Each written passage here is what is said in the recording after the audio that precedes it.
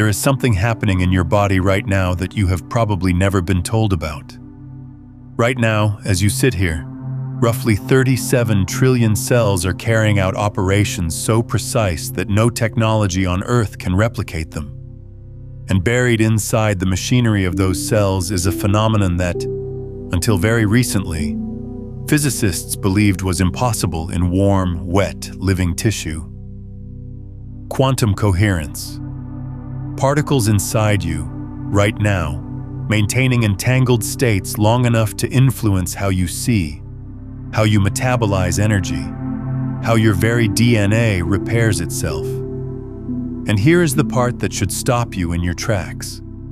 This coherence, this deep quantum order humming beneath your skin, responds to something. It shifts. It changes its behavior. And the variable that changes it is one that modern science still does not fully know how to classify. That variable is you, not your body, not your chemistry. You, the one who is aware right now, the one listening. This is not motivational poetry. This is not a pep talk dressed in the language of physics. What we are going to walk through together over the next hour is a specific, documented, and deeply unsettling discovery about the relationship between biological matter and conscious attention, and what it means for the silent conversation the universe has been trying to have with you for your entire life. A conversation most people never hear because they were never taught to listen at the right frequency. Let me take you somewhere specific. In 2007, a team led by Gregory Engel at the University of California, Berkeley, published a paper in the journal Nature that sent a shockwave through theoretical physics. They were studying photosynthesis, not consciousness, not spirituality, not anything resembling what you and I are discussing. They were looking at how green sulfur bacteria, among the oldest organisms on the planet, managed to convert sunlight into usable energy with near-perfect efficiency, 95%. For context, the best solar panels humans have ever built hover around 20 to 25%. These ancient bacteria were doing something engineers could not figure out, and they had been doing it for over 3 billion years. What Engel's team found was that the energy moving through the photosynthetic complex was not behaving classically. It was not hopping from molecule to molecule the way a ball bounces downstairs. Instead, the energy existed in superposition, exploring multiple pathways simultaneously and then collapsing into the most efficient route. Quantum coherence in a living system at biological temperatures. This was supposed to be impossible. The prevailing assumption in physics was that quantum effects could only survive in extreme cold, near absolute zero, in carefully controlled laboratory environments. The noise and heat of a living cell should have destroyed coherence instantly. And yet, there it was. Life had figured out how to use quantum mechanics before humans even knew quantum mechanics existed. Now sit with that for a moment, not as an interesting fact, but as an implication. Because if biological systems have been harnessing quantum coherence for billions of years, if the very mechanism by which a leaf turns sunlight into sugar depends on particles existing in multiple states at once and then selecting the optimal outcome, then what does that say about the biological system sitting in your chair right now? What does that say about you? If you are beginning to sense that there is a deeper layer to all of this, here is something I want to share. Have you spent years chasing manifestation, visualizing, affirming, raising your vibration, only to watch the same patterns repeat? Every traditional method assumes the same thing, that you are separate from what you want. That separation was never real. You were chasing a signal you were already broadcasting. Beyond the frequencies, a quantum guide to consciousness mastery walks through all 9 frequencies, from the dense transmissions trapping you through the ascending currents to the master frequencies where consciousness becomes the field. Every method you tried sent a signal outward. This one tunes the signal you already are. Every day you delay, your nervous system broadcasts the same old signal, and breaking free gets harder. So move on it tonight. The link is in the pinned comment below. Now, let us return to what this coherence means for you personally. This is where the story gets personal, and it is where most people look away. Because the comfortable version of reality says you are a machine. A sophisticated one, sure, but ultimately a collection of chemical reactions, firing neurons, deterministic processes grinding forward according to fixed laws. In that version, your sense of being someone, your feeling that there is an experiencer behind your eyes, is an illusion, a byproduct, foam on the wave. But quantum biology is beginning to suggest something that dismantles that comfortable story piece by piece. And the piece I want to focus on today is the one that connects directly to what brought you to this video in the first place. That pull, that sense that something is trying to reach you, that quiet knowing that refuses to go away no matter how many times you dismiss it. Let me introduce you to a concept that will reframe everything. It is called the quantum Zeno effect, and it is one of the strangest confirmed phenomena in physics. Here is what happens. When you observe a quantum system frequently enough, you freeze it. You prevent it from evolving. A particle that would normally decay, that would normally transition from one state to another, will remain locked in its current state if it is measured repeatedly. The act of looking at it holds it in place. This was first proposed by Baidyanath Misra and George Sudarshan in 1977, and it has been confirmed experimentally multiple times since. The name comes from Zeno's paradox, the ancient Greek puzzle about how an arrow in flight, if you divide its journey into infinite points, should never actually reach its target. In the quantum version, the arrow really does freeze. Observation pins reality in place. Now think about what you observe most frequently in your own life. Not with your eyes, with your attention. With the part of you that returns, again and again, to the same thought, the same worry, the same image of who you are and what is possible for you. If the quantum Zeno effect tells us that repeated observation locks a system into its current state, then what have you been locking into place with the relentless observation of your own limitations? If this is beginning to shift something in the way you see yourself, take a moment right now and hit that like button and subscribe to the channel so you do not miss what comes next. This is not metaphor, or rather, it is not only metaphor. The question of whether consciousness directly influences quantum systems at the biological level is still open, still debated, still being tested. But what is not debated is that your nervous system operates on electrochemical signals that, at their most fundamental level, involve quantum processes. What is not debated is that attention, the direction and quality of your conscious focus, physically restructures neural pathways through a process called experience-dependent neuroplasticity. What is not debated is that the stories you tell yourself about who you are literally shape the architecture of your brain, which in turn shapes what you perceive, which in turn shapes what you experience, which in turn confirms the story. The loop is real. The question is whether you are running it, or it is running you. Let me take you deeper. There is a specific moment in human experience that almost everyone has felt, but almost no one examines closely. It is the moment just before you fall asleep.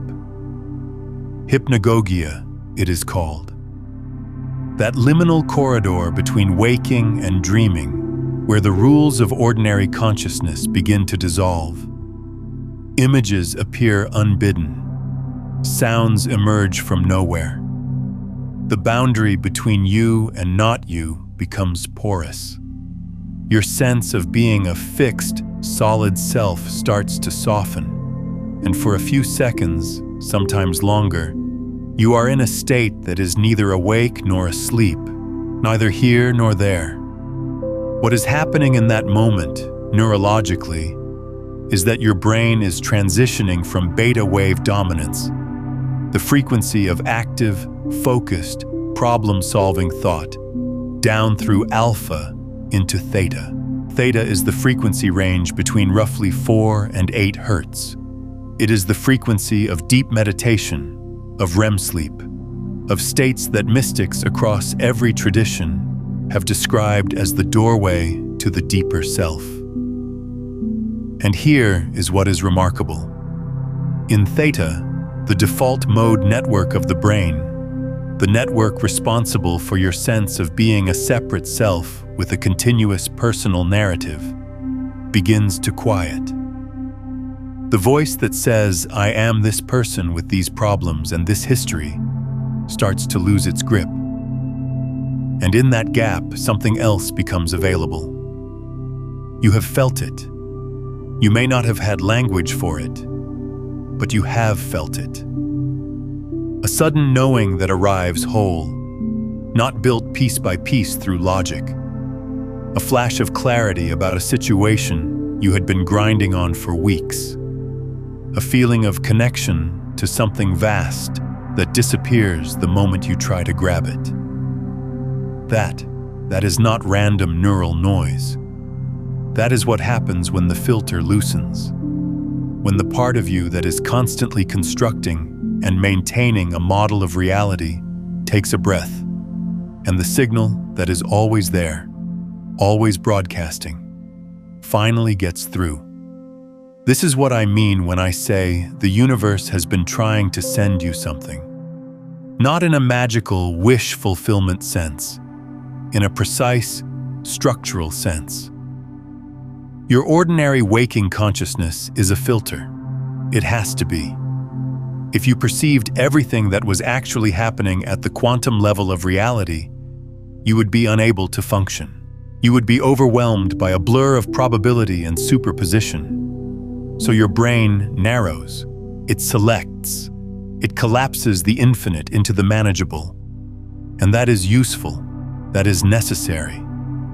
But the cost of that narrowing is that it also filters out the signal, the deeper pattern, the coherence that connects what you are to what everything is. And the signal I am talking about is not abstract. Let me give you something concrete. In 2012, a discovery in quantum biology revealed that the European robin navigates using quantum entanglement. Inside the bird's eye, there is a protein called cryptochrome. When a photon of light strikes this protein, it creates a pair of electrons in an entangled state. The spin of those electrons is influenced by the Earth's magnetic field, and the bird uses this quantum compass to navigate thousands of miles with extraordinary precision. The bird is literally seeing quantum entanglement. It is perceiving a dimension of reality that is invisible to ordinary human awareness, and it is using that perception to find its way home. Now ask yourself a question, and do not answer it quickly. Is it possible that you have a similar capacity, not for detecting magnetic fields, but for detecting coherence, for sensing alignment, for knowing in a way that precedes thought, when you are moving towards something real and when you are drifting away from it? Because that pull you felt, the one that brought you here, is not a thought. It is not a decision you made through rational analysis. It is something more like what the robin feels, a tug in a direction you cannot see, but somehow know is right. I want to pause here and ask you something. Have you ever experienced that pull, that quiet knowing that moved you in a direction your rational mind could not explain? And later it turned out to be exactly right. Tell me about it in the comments. I want to hear your story. There is a word for this in the contemplative traditions, and it is a word that has been so overused it has almost lost its meaning. Intuition. But I want to restore its meaning right now by grounding it in something specific. Intuition is not guessing. It is not wishful thinking. Intuition is the conscious registration of a pattern that your rational mind has not yet assembled into a narrative. Your body picks it up first. Your felt sense registers it before your prefrontal cortex can build a story about it. And it arrives not as a thought, but as a sensation, a pull, a warmth, a quiet certainty that has no argument to support it and needs none. The reason most people do not trust this signal is that they have been trained to believe that only information arriving through the rational, verbal, analytical channel counts as real. Everything else is dismissed as feeling, as bias, as irrationality. But consider this. The rational mind processes roughly 40 to 50 bits of information per second consciously. The total information processing capacity of the human nervous system, including all the unconscious, somatic, and autonomic channels, is estimated at roughly 11 million bits per second. You are consciously aware of less than 1% of what your own system is processing. The other 99% is not absent. It is just operating below the threshold of your ordinary attention. And it is in that vast, subconscious processing field that the signal lives. The one you keep almost hearing. The one that brought you to this moment. So here's the question that this entire video is actually about. The question I want you to carry with you not just for the next 40 minutes, but for the rest of the week. What if the most important information you will ever receive is not something you can think your way to? What if it is something you can only feel your way toward? And what if the reason it keeps arriving in fragments, in hunches, in moments of quiet that you immediately fill with noise is not that the signal is weak, but that your filter is too strong?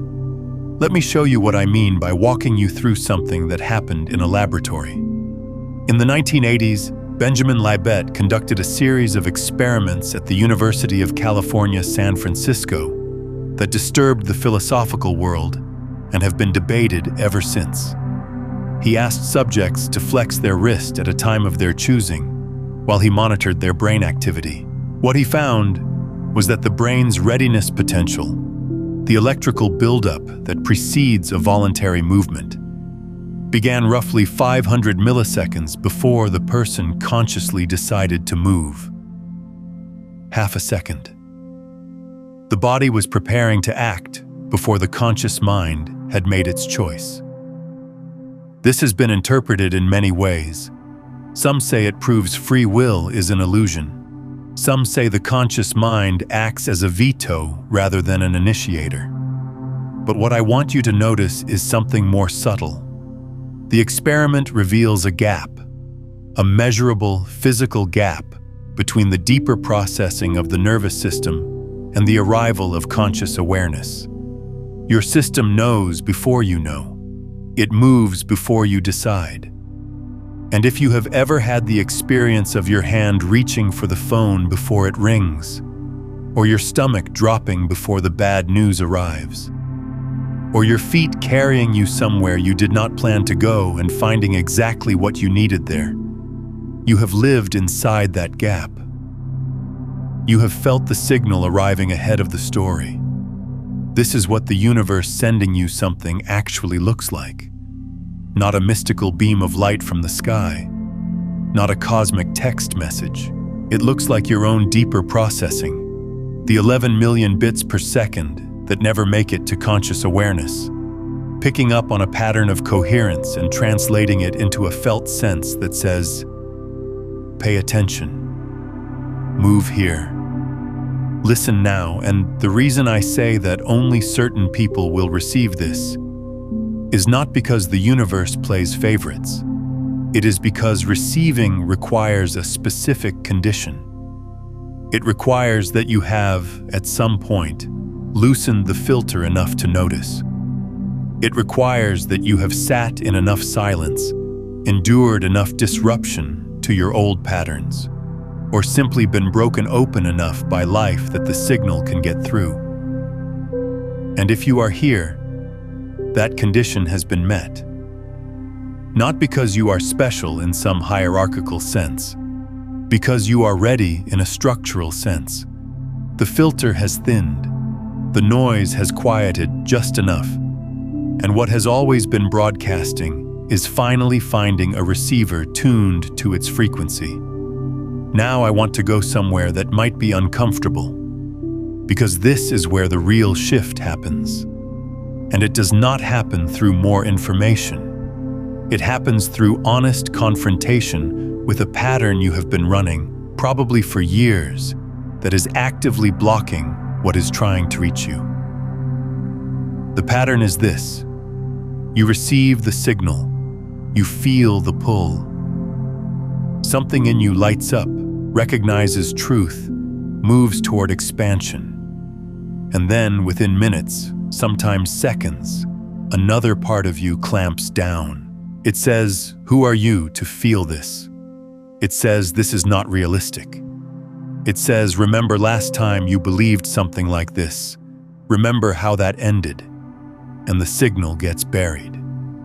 Not because it stopped broadcasting, because you turned the dial.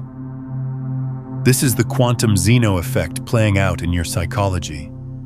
You are observing yourself so frequently through the lens of your old identity that you are freezing yourself in place.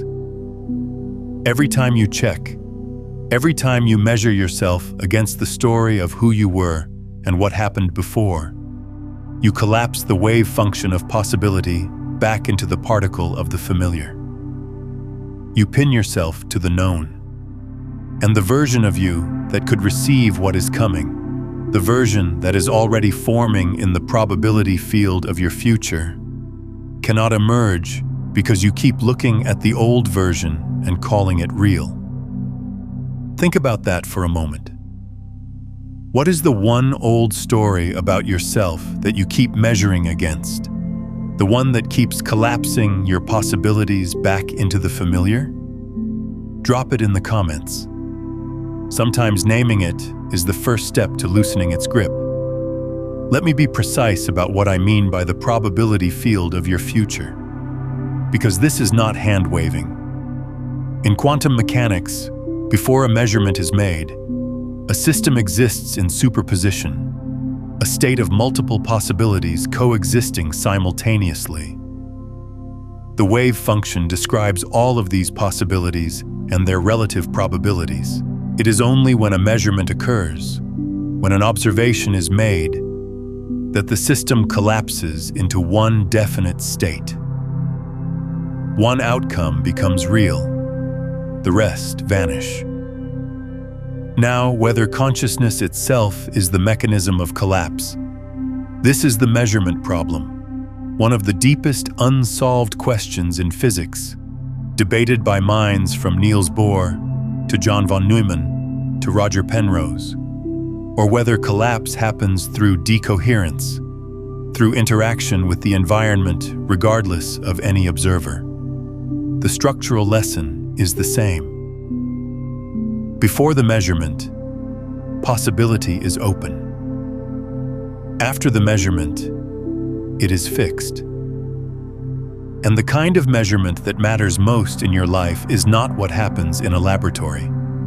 It is the measurement you perform on yourself every morning when you wake up and ask, often without words, who am I today? If the answer is the same answer it was yesterday, if the measurement returns the same result because you are looking through the same filter, then you have collapsed your day into the same particle, the same reactions, the same limitations, the same version of reality that you have been generating for years. Not because nothing new is possible, but because you observed yourself into repetition. This is what the universe is trying to interrupt. This is what the signal is for. It is a disruption to the pattern of self-measurement. It is a pulse from outside the loop saying there is more here than what your habitual observation is showing you. And the disruption does not come as a thought. It comes as a feeling, because thought is the very mechanism of the filter. Thought is how you perform the measurement. The signal has to bypass thought to reach you, which is why it arrives as a pull, a resonance, a knowing that has no words. And you felt it. You felt it before you clicked on this video. You are feeling it now. So let me ask you to do something right now, not later. Now. I want you to notice where in your body you feel the most aliveness at this moment. Do not think about it. Do not analyze it. Just scan from your head down to your feet and find the place where there is the most warmth, the most tingling, the most sensation. It might be your chest. It might be your hands. It might be your belly. It might be the back of your neck. There is no wrong answer. Just find it. Now stay there. Keep your attention on that spot. And as you hold your attention there, notice what happens to the voice in your head. The narrating voice, the one that is always commenting, always evaluating, always measuring. Notice whether it gets quieter when your attention drops into the body. Notice whether there is a moment, even a brief one, where the commentary pauses and something else is present. Something that does not need words. Something that simply is. That is the receiver. That is the part of you that has been picking up the signal all along. And the reason I asked you to find it in your body rather than in your mind is that the body does not perform the same kind of collapsing measurement that the mind does. The body does not say, this sensation means I am this kind of person with this kind of future. The body just feels. It registers without interpreting. And in that gap between sensation and interpretation, the wave function stays open. Possibility remains intact. The signal can land without being immediately filtered into the old story. This is the practice.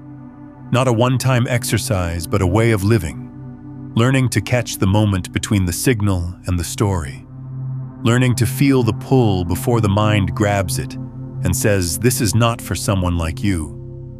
Learning to stay in the body's open registration for just a few seconds longer than you normally would before the habitual measurement kicks in and collapses everything back to the familiar. Let me give you the science underneath why this works. In 1998, neuroscientist Stephen Porges published what is now known as polyvagal theory, a framework for understanding how the autonomic nervous system governs your capacity to feel safe, connected, and open to new experience. The vagus nerve, the longest cranial nerve in the body, runs from the brainstem down through the chest and into the abdomen. It is the primary channel of the parasympathetic nervous system, the branch responsible for rest, digestion, healing, and social engagement. When you are in a state of perceived threat, whether that threat is a tiger or a thought about your inadequacy, the sympathetic branch dominates. Heart rate increases, digestion slows, the visual field narrows, and critically, The prefrontal cortex, the part of the brain responsible for flexible thinking, creativity, and the integration of new information, goes partially offline. You literally cannot think new thoughts when you are in survival mode. The filter tightens to maximum. Only information relevant to the perceived threat gets through. Everything else, including the signal, is blocked. But when the vagus nerve is activated, when you shift into parasympathetic dominance through slow breathing, through body awareness, through the simple act of feeling safe in this moment, the filter loosens. The prefrontal cortex comes back online. The visual field widens, and your capacity to receive new information, to perceive new patterns, to feel the pull of coherence expands dramatically. This is why the signal reaches you in moments of stillness. This is why insight arrives in the shower, on a walk, in the seconds before sleep. Not because those moments are magical, but because those are the moments when your nervous system is relaxed enough to let the filter thin. The signal was always there. You were just in survival mode too often to hear it. And here's the part that changes everything. The part that connects the quantum biology of the robin's eye to the polyvagal regulation of your nervous system, to the felt pull that brought you to this video. They are all the same phenomenon, operating at different scales. At the quantum level, coherence allows a system to explore multiple possibilities simultaneously and select the optimal path. At the biological level, a regulated nervous system allows your brain to integrate more information and perceive patterns that a stressed brain cannot see. At the experiential level, a state of open, embodied awareness allows you to feel the direction of your own unfolding without needing to think your way there. Coherence at every scale. That is what the universe is sending you. Not a gift from outside. A restoration of what was always inside, operating beneath the noise, waiting for the filter to thin enough to be felt. Now I want to address something directly, because if I do not, part of you will use it to dismiss everything we have explored. The skeptical voice. The one that says this is cherry-picked science wrapped in spiritual language. The one that says quantum effects do not scale up to human experience. The one that says you are just hearing what you want to hear. Good. That voice has a function. It protects you from credulity. It keeps you from believing everything you are told. And I am not asking you to silence it. I am asking you to notice something about it. That voice operates in the same channel as the filter. It is part of the measurement apparatus. It is the part of you that takes every new possibility and immediately checks it against the existing model. And the existing model says reality is fixed, you are limited, and anything that suggests otherwise is naive. But here is what the skeptical voice cannot account for. It cannot account for the Engel experiment. It cannot account for the fact that quantum coherence persists in biological systems at room temperature, a fact that was considered impossible until it was measured. It cannot account for the European robin navigating by quantum entanglement. It cannot account for the Libet experiments showing that your nervous system acts before your conscious mind decides. These are not beliefs, they are data.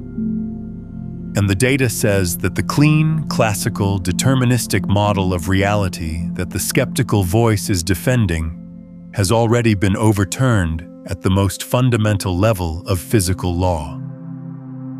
I am not asking you to abandon skepticism. I am asking you to apply it evenly. Be skeptical of the signal, yes, but also be skeptical of the filter. Be skeptical of the voice that says nothing more is possible, because that voice has no more evidence for its position than the pull in your chest has for its position. They are both operating on incomplete information. The difference is that one of them feels like safety and the other feels like risk. And your nervous system, shaped by years of survival conditioning, will always default to the one that feels like safety, even when safety means stagnation. This is the choice point, not a one-time dramatic decision, but a moment-by-moment negotiation between the familiar measurement and the open possibility. Between the particle and the wave, between who you have been observing yourself to be and who you might become if you stopped observing so rigidly. Let me give you a framework for working with this choice point, something you can take with you beyond this video. I want you to think of it as the 3-second window. Here is how it works. Throughout your day, there are moments when the signal arrives, a flash of inspiration, a pull towards something new, a sudden clarity about what you want or who you are becoming. In the first second, you feel it. It is pure sensation, pure knowing, before the mind has touched it. In the second second, the mind begins to engage. It starts to evaluate, categorize, compare. In the third second, the old measurement kicks in. The habitual identity asserts itself. The filter clamps down, and the signal is gone, buried under the story of why it is not realistic, not possible, not for you. Your practice is to live in the first 2 seconds, to catch the signal in the body before the mind completes its measurement, not to stop thinking. You cannot stop thinking, but to notice the gap between the feeling and the interpretation, to stay in the open state for just one breath longer than your habit allows. Because in that one extra breath, the wave function stays open. The possibility has not yet been collapsed, and you have a choice that you did not have before, the choice to let the new measurement land instead of the old one. This is not visualization. This is not positive thinking. This is attention training at the level where attention actually shapes neural structure. Every time you catch the gap and stay in it, even briefly, you are weakening the old neural pathway and strengthening a new one. You are literally rewiring the measurement apparatus. And over time, the filter changes. What it lets through changes. What you perceive changes. And because what you perceive shapes how you respond, and how you respond shapes what happens next, your reality changes, not magically, structurally. There is a passage in the Mandukya Upanishad, one of the shortest and most dense texts in the Vedantic tradition, that describes 4 states of consciousness: waking, dreaming, deep sleep, and a 4th state called Turiya. Turiya is not a state alongside the other 3. It is the awareness that is present in all of them. It is the consciousness that watches the waking mind think, watches the dreaming mind imagine, persists even in the void of deep sleep, and remains unchanged through all transitions. The text says that Turiya is not something you achieve. It is what you are when you stop identifying exclusively with the contents of any one state. This maps precisely onto what we have been discussing. The filter, the habitual measurement, the old identity, these are all contents of the waking state. They feel like you because you have been identified with them for so long. But the awareness that can notice the filter, the awareness that can catch the gap between signal and story, that awareness is not the filter. It is what remains when the filter loosens. It is Turiya, and it is not something you need to find. It is what is already looking out through your eyes right now, reading these words, feeling that pull in your chest, knowing that something here is true even before the mind has finished evaluating it. The universe did not send you a message. The universe is the message, and you are not the receiver.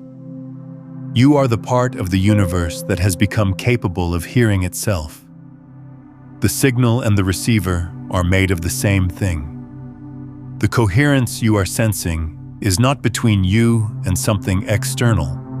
It is the coherence of a single system recognizing itself through what appeared to be separation. This is what the quantum entanglement experiments keep showing us, and it is worth sitting with the actual physics here for a moment. When two particles become entangled, they share a quantum state. Measure one, and the other instantaneously reflects the correlated result, regardless of the distance between them. Einstein called this spooky action at a distance and refused to accept it. But Bell's theorem, formulated by John Bell in 1964 and confirmed experimentally by Alain Aspect in 1982 and more rigorously by teams in 2015 and 2022, proved that this correlation is real. It is not explained by hidden variables. It is not explained by any signal traveling between the particles. The correlation is fundamental. The two particles are not two separate things communicating. They are one system expressing itself in two locations. Now extend that, not as proof but as a question worth holding. If the most fundamental constituents of reality can exist in states of inseparable correlation regardless of distance, if non-locality is built into the fabric of physics, then what does that suggest about the felt sense of connection that arrives in your quietest moments? The sense that you are not alone in this. The sense that what you are moving toward is also moving toward you. The sense that the pull is not one-directional but mutual. I am not claiming that your consciousness is literally entangled with future events in a way that a physicist could measure. I am saying that the structure of reality, as physics currently understands it, is far more interconnected, far more non-local, far more coherent than the model your survival mind is using to evaluate your life. And when you feel that pull, that resonance, that quiet certainty, you are not being naive. You are picking up on a feature of reality that your rational mind is not yet equipped to model, but that your body, your felt sense, your deeper processing has been registering all along. So here is what I want to leave you with, and I want you to receive this not as an idea, but as a practice, something to carry into the next hour, the next day, the next time the signal arrives, and the old filter tries to shut it down. The next time you feel the pull, the flash of knowing, the warmth in your chest that says this matters. Do not think about it. Drop your attention into your body. Find the sensation. Stay with it. Breathe into it. Let it exist without a story for 10 seconds. Just 10 seconds of pure, uninterpreted feeling. And in those 10 seconds, notice what is possible. Notice what opens. Notice the quality of awareness that is present when the measurement has not yet been made. That is the window.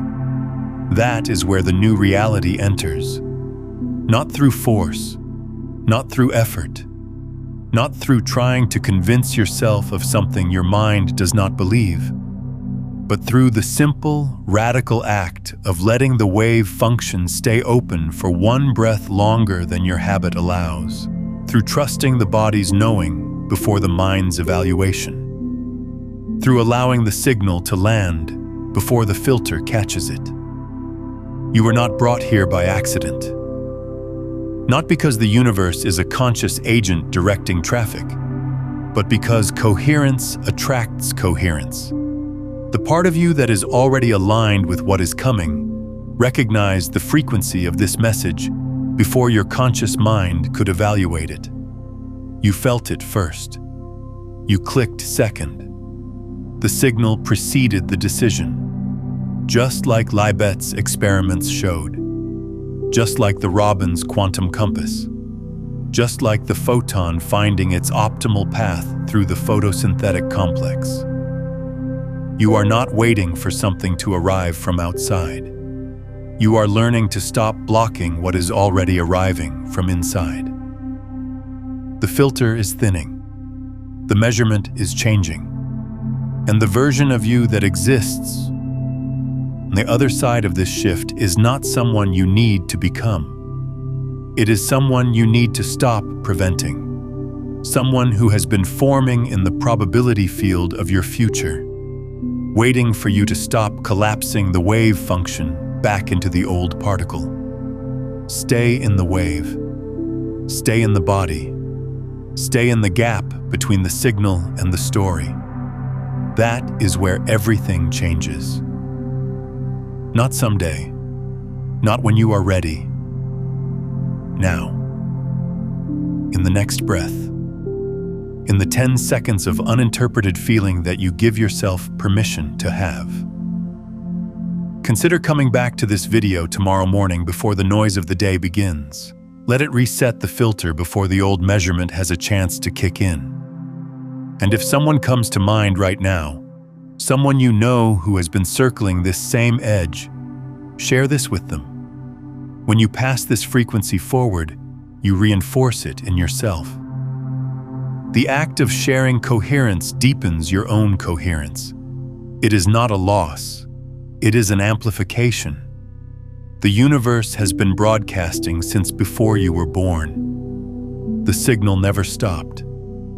The only thing that changed was whether the receiver was tuned. And right now, in this moment, you are tuned. You can feel it. Not because I told you to feel it, because it is true. Because it was always true.